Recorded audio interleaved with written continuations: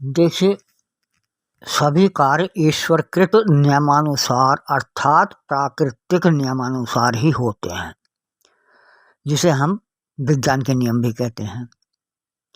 तो फिर प्रश्न उठता है कि ईश्वर से प्रार्थना आदि क्यों की जाती है। इसका कारण ये मान्यता है लोगों की कि ईश्वर भक्तों की प्रार्थना स्वीकार करता है। वो पाप कर्म का दंड और पुण्य कर्म का पुरस्कार अवश्य ही देता है। किंतु यदि कहा जाए कि प्रार्थना सुनकर किसी भी अपराधी के पापों को ईश्वर नष्ट कर देता है, तो ईश्वर द्वारा ऐसा करने पर तो प्रकृति के नियम ही भंग हो जाएंगे। अर्थात पाप कर्म वाले व्यक्ति की यदि प्रार्थना सुनकर ईश्वर उसे क्षमा कर देगा, तो प्रकृति का नियम अर्थात ईश्वर का न्यायिक विधान ही भंग हो जाएगा।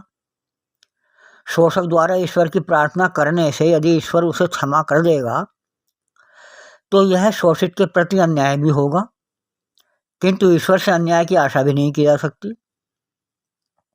आप सर्वे करा लीजिए, जितने पाप कर्म ये कथित ईश्वर भक्त करते हैं, उतना पाप उतना भ्रष्टाचार नास्तिक लोग भी नहीं करते।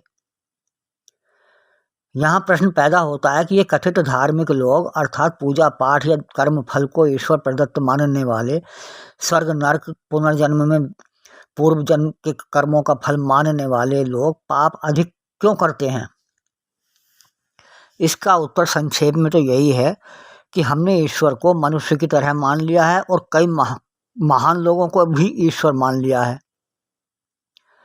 संभवतः ईश्वर की मूर्ति मनुष्य की तरह होना ही इसका कारण हो, जबकि ईश्वर एक ही है और वह कभी भी मनुष्य रूप में नहीं होता।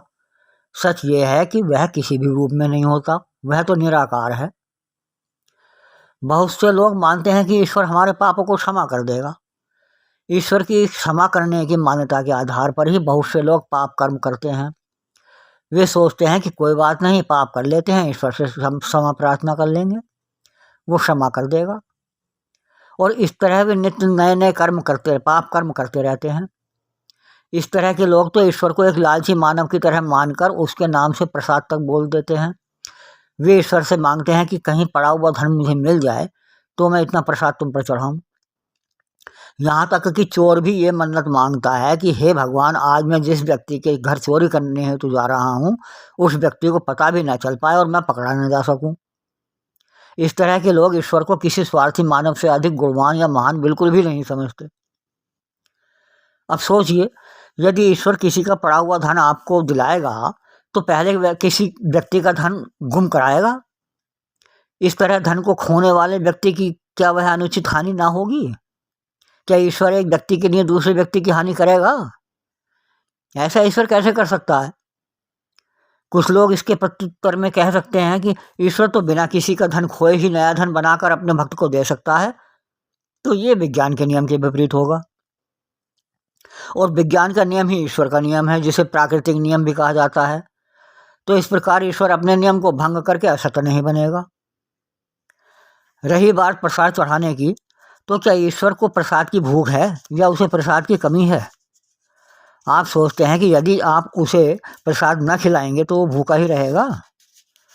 क्या वह आपसे गरीब है, असमर्थ है कि आपके खिलाने से ही वह अपनी भूख शांत कर सकता है? यद्यपि उसे खाने की आवश्यकता भी नहीं है, क्योंकि वह शरीरधारी नहीं है। भोजन केवल शरीरधारी ही करते हैं। कुछ लोगों का मत हो सकता है कि प्रसाद तो लोग ईश्वर को प्रेम भावना से चढ़ाते हैं, क्योंकि ईश्वर तो मन की भावनाओं को समझता है। तो भाई, इस विषय में मेरा कहना है कि भावना को तो वह बिना प्रसाद चढ़ाए ही देख सकता है, समझ सकता है। सच तो यह है कि उसे आप भावनाएं नहीं दिखाना चाहते, बल्कि प्रत्यक्ष रूप से प्रसाद चढ़ाकर उसे रिझाना चाहते हैं, दिखाना चाहते हैं। यानी आप उसे ऐसा मानते ही नहीं कि वह भावनाओं को समझता है। आप तो ये मानते हैं कि जो हम प्रत्यक्ष रूप से कर रहे हैं वही वो देख रहा है, इसके अलावा वो कुछ जानता ही नहीं है। और यदि आप मानते हैं कि वो भावनाओं को समझता है, तो आप ये क्यों नहीं मानते कि वो हमारी बुरी भावनाओं के पक्ष में ना होकर हमारे बुरे कार्य में साथ नहीं देगा, अपितु हमें दंड देगा?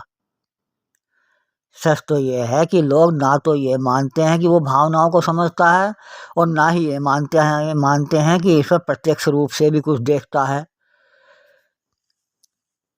यदि मानते तो प्रत्यक्ष अथवा अप्रत्यक्ष रूप से वे बुरा कार्य न करते, ना ही वो ये बल्कि ये लोग तो ईश्वर को एक लालची व्यक्ति की तरह, मनुष्य की तरह ही मानते हैं।